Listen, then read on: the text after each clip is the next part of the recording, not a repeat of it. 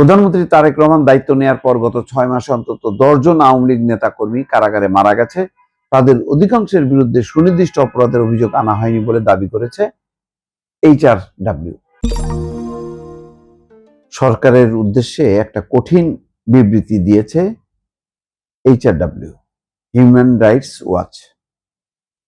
সেখানে বলা হয়েছে, বাংলাদেশে ক্ষমতাচ্যুত আওয়ামী লীগ সরকারের সঙ্গে সংশ্লিষ্ট রাজনৈতিক এবং অন্যদের অনির্দিষ্টকাল বিনা বিচারে আটক রাখা বন্ধ করতে সরকারের প্রতি আহ্বান জানিয়েছে আন্তর্জাতিক মানবাধিকার সংস্থা হিউম্যান রাইটস ওয়াচ।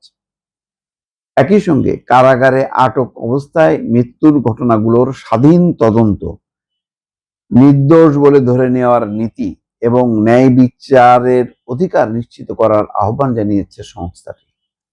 আমি এর আগে বলেছি, এখন যে অবস্থাটা, এটা কিন্তু থাকবে না।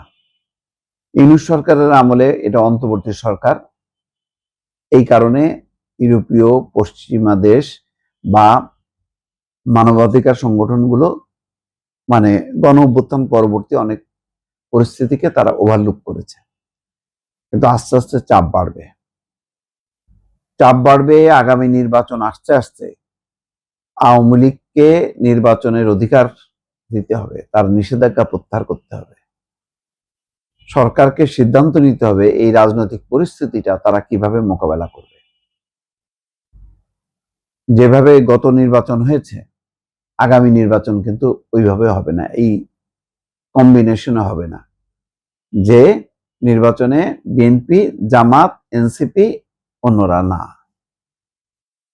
এটা কেবল শুরু হলো।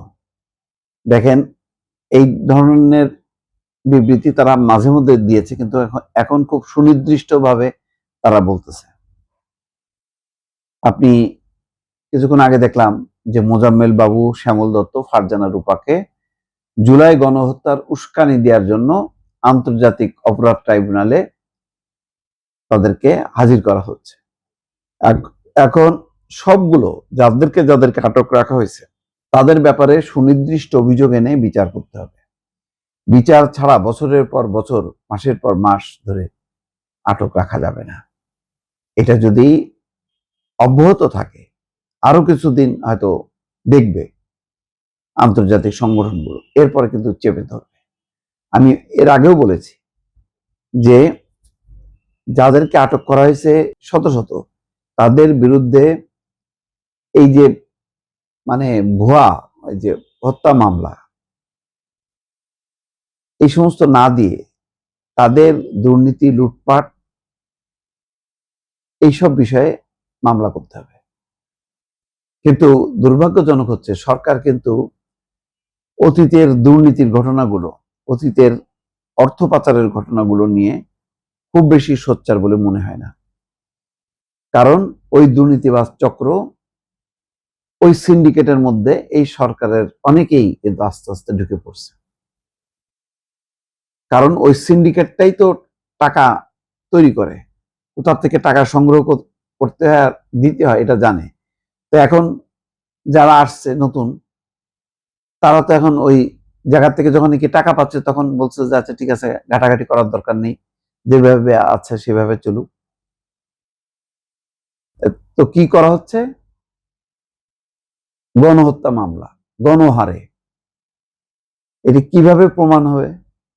অল্প কিছু যারা ভিডিও ফুটেজ, সাক্ষী, যারা একদম ফিল্ড লেভেলে যারা হত্যা করছে, এরকম কিছু লোক ছাড়া ওই উস্কানি দাতা হিসেবে শেখ হাসিনা সহ কিছু জনকে ফাঁসানো যাবে, কিন্তু শত শত হাজার হাজার মানুষের বিরুদ্ধে সুনির্দিষ্ট অভিযোগ এনে তাদেরকে স্বাধীন বিচারের মুখোমুখি করা খুব কঠিন। তাহলে বিচার বিভাগকে ওই নির্দেশ দিতে হবে যে এটা করো, ওইটা করো। প্রশাসনিক নির্দেশে বিচার হবে, স্বাধীন বিচার কিন্তু আর হবে না। সুতরাং সময়টা কিন্তু আস্তে আস্তে কঠিন হয়ে আসতেছে। এটা বর্তমান সরকারকে মাথায় রাখতে হবে। সোমবার প্রকাশিত এক বিবৃতিতে এইচআরডব্লিউ বলেছে, 2024 সালের আগস্টে শেখ হাসিনা প্রধানমন্ত্রীর পদ ছাড়ার পর পুলিশ আওয়ামী লীগের হাজার হাজার নেতাকর্মী এবং সমর্থককে আটক করে।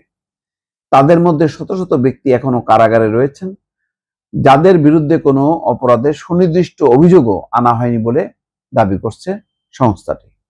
HRW বলছে, শেখ হাসিনা সরকারের গুরুতর মানবাধিকার লঙ্ঘনের সঙ্গে কিছু কর্মকর্তা জড়িত থাকতে পারেন, তবে আন্দোলনকারীদের হত্যার অভিযোগে অনেককে দৃশ্যমান প্রমাণ ছাড়াই গ্রেপ্তার করা হয়েছে।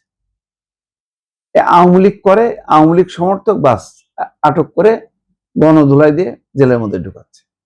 এগুলি চলবে না, এগুলি খুব অন্যায় করা হয়েছে। আসল ক্রিমিনালরা চলে গেছে, আর যেগুলি ঘুরে বেড়াচ্ছে সেগুলিকে ধরে ধরে পিটানো ঠিক না।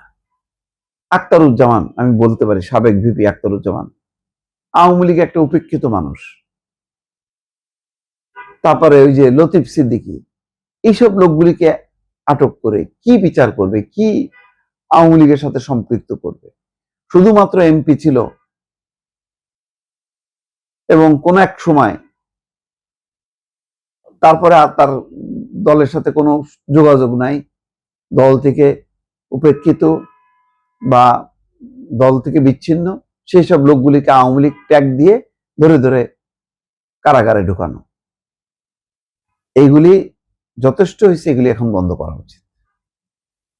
এখন বলছেন যে অনেক বয়স্ক যাদেরকে আটক করা হয়েছে, তাদের অনেক বয়স্ক গুরুতর স্বাস্থ্য সমস্যায় ভুগছেন, তাদের জামিন এবং চিকিৎসা সহ মৌলিক অধিকার থেকে বঞ্চিত করা হচ্ছে।